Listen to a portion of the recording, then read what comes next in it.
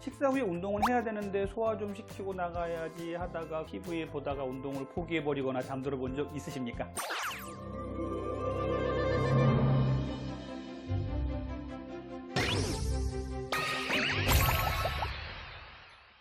안녕하세요. 다이어트 멘토 닥터리입니다. 오늘은요, 우리나라 사람들 90%가 잘못 알고 있는 식후 살 빼는 걷기 방법이라는 주제로 말씀을 드리겠습니다. 그냥 걸으면 살 빠지는 거지 무슨 다른 방법이 있나?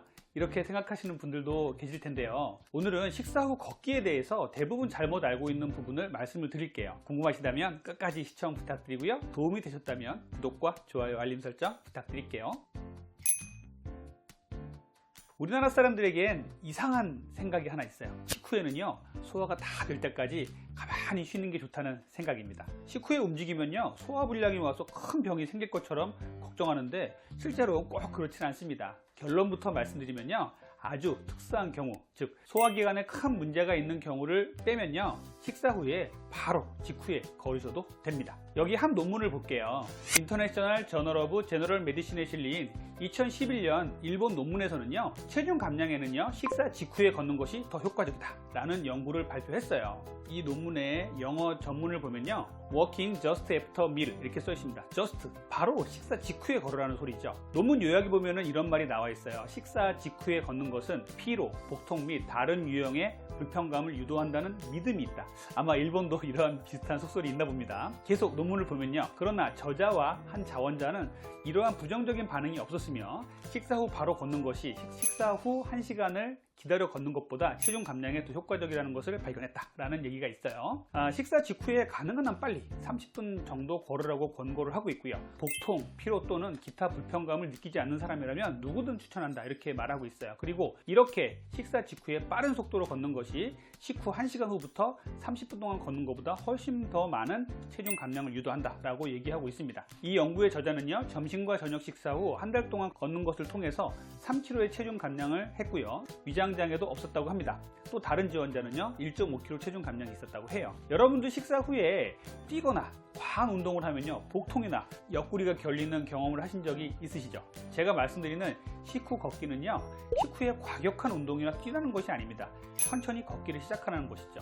또 하나는요, 과식 후에는, 정말 많이 먹은 과식 후에는요, 그 누구라도 어떤 움직임에도 위와 장이 불편하고 피로감도 심하게 올 수 있어요. 결국 식후 걷자는 데 조건은요, 소식하자, 위장의 부담이 적은 정도로 먹자라는 것을 꼭 기억을 해주셨으면 좋겠어요.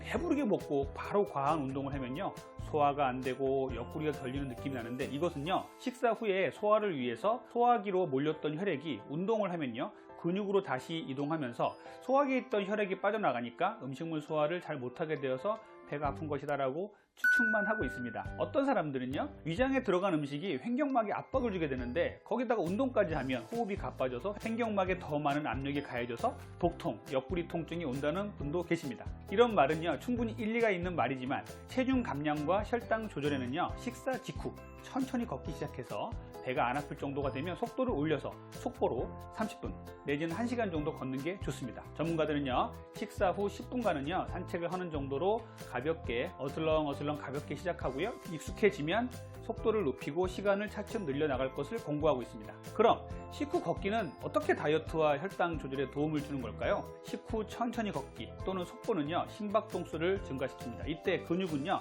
탄수화물, 즉 포도당을 에너지원으로 우선 사용을 하게 되죠. 식사 후에 흡수된 포도당을 걷기 운동을 통해서 에너지로 바꿔서 사용하게 되는 것입니다. 혈액 속의 포도당을 에너지로 소모하기 때문에 자동적으로 혈당은 내려가게 되는 것이죠. 혈당 수치는요, 심혈관계 질환 예방을 위해서 필수적으로 관리를 해야 된다고 제가 누누이 말씀드렸죠. 혈당 수치를 잘 관리해야 보다 쉽게 다이어트를 잘 하게 됩니다. 혈당 조절이 잘 안 되면요, 남은 혈당이 지방으로 변해서 더 쉽게 살이 찝니다. 잘 아시다시피 혈당이 내려가면서 잘 조절이 되면요, 인슐린은 적게 나오고 우리 췌장도 적당히 일하고 쉬게 되니까 다이어트에 도움이 되는 것이에요. 결론적으로 식사 후 걷기는요, 몸에 쌓이는 지방량을 줄여줍니다. 또 다른 연구를 하나 볼게요. 산책은요, 혈당 수치 조절을 돕습니다. 2016년 제2형 당뇨병이 있는 환자들을 대상으로 한 뉴질랜드의 한 연구에서는요, 매일 식사 10분 걷기와 그 외의 시간대에 식사에 무관하게 30분을 걷는 것을 연구를 했는데요, 매일 식사 후 10분 걷기가 그 외의 시간대에 30분 걷기보다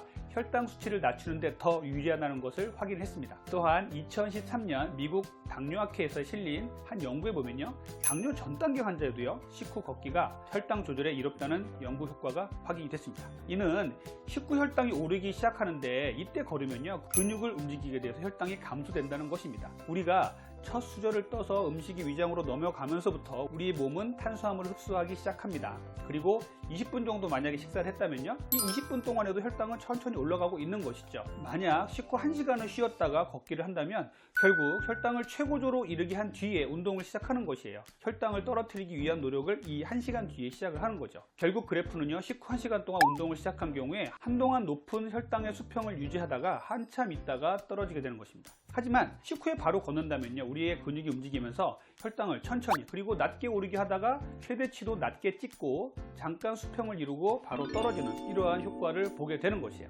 이는 모두 제가 24시간 혈당 측정기를 제 몸에 부착을 하고 실제로 체험한 결과입니다. 2011년 서던 메디칼 저널에 실린 독일 연구에 따르면요, 식후 걷기는요 위식도 역류 질환이나 대장암의 예방, 과민성 대장 증후군의 증상 개선에 긍정적인 효과를 미치는 것으로 나타났습니다. 당뇨병 환자의 경우에도요 식사 직후 걷기가 혈당 관리에 도움이 됩니다. 걷기는요 식사 후에 빠르게 올라가는 혈당을 막을 수 있습니다. 당뇨병 환자의 경우 공복 시간이 길어진 상태에서 운동을 하면요 저혈당의 위험이 있어요. 그렇기 때문에 식사 후에 가볍게 운동하는 것이 더욱더 안전하고 효과적입니다. 특히 연구에서는요 저녁 시간에 꼭 식후 걷기 운동을 할 것을 권유했는데요, 움직임이 상대적으로 적은 저녁에는요 지방으로 전환이 쉽게 일어나기 때문에 칼로리 소모를 위한 시간도 필요한데요, 이때 쉬거나 잠을 자면 혈당은 어마어마하게 올라가고 인슐린도 분비돼서 살이 찌게 됩니다. 저녁 식사 후에 걷기를 지속적으로 유지하면요 체중 감량에 도움을 주는 것으로 알려져 있습니다. 여러분들 약 복용 권고 시간이 식후 30분이라는 얘기가 틀리고 식사 직후에 먹으라고 바뀐 것 알고 계세요? 식후 30분에 먹나 식사 직후에 먹나 큰 차이가 없는데 식후 30분에 자꾸 먹으라 그러니까 환자분들이 자꾸 약 먹는 걸 까먹고 약물을 안 드시는 분들이 많아지는 거예요. 그래서 이제는 아예 특수한 약물을 제외하고는요 식후에 먹는 약은요 식사 직후에 드세요라고 지침이 바뀌었습니다. 식후 운동도 마찬가지예요. 식사 후에 운동을 해야 되는데 소화 좀 시키고 나가야지 하다가 그대로 소파에 딱 붙어서 TV에 보다가 운동을 포기해버리거나 잠들어 본 적 있으십니까? 약은요 식후 30분에 먹나 식사 직후에 먹는 효과적인 부분에서 비슷하지만 식사 직후의 운동은요 효과라는 측면에서 보면요 식후 1시간 운동보다 훨씬 뛰어납니다. 식후에 눕거나 쉬지 마시고 바로 운동한다 생각하시고요, 엉덩이를 소파나 의자에 붙이지 마시고 집안일을 돕거나 어슬렁어슬렁 걷기 시작하세요. 그리고 배가 아프지 않다면 어슬렁 걷기 10분 후에는요 속도를 올려서 빠르게 걷고요, 한 30분 정도 걸으시면 좋겠습니다. 1시간 걸으시면 더 좋아요. 이런 식사 직후 걷기는요 다이어트와 혈당 조절 그리고 건강에 좋은 영향을 미칩니다. 그리고 잊지 말으셔야 될 것은요, 식후 바로 걷기라는 방법 속에는요 소식을 해야 된다는 기본 원칙이 들어있다는 것 잊지 마세요. 과식하시고 걸으면 배 아파요. 식후 바로 걷기에 방해될 정도의 과식을 하는 것은요 다이어트와 소화기 건강에 모두 안 좋습니다.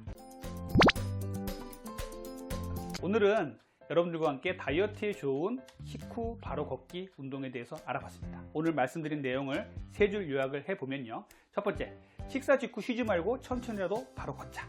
두 번째, 식사 직후 걷기는요 체중 감량, 혈당 조절, 건강에 모두 다 좋다. 세 번째는요 식후 걷기를 위해서 과식하지 말자. 이런 내용입니다. 오늘 제가 말씀드린 이 내용을 꾸준히 실천하신다면 건강도 지키고 다이어트도 잘 되는 좋은 생활 습관이 될 것입니다. 지금까지 여러분의 다이어트 멘토 닥터리였습니다. 감사합니다.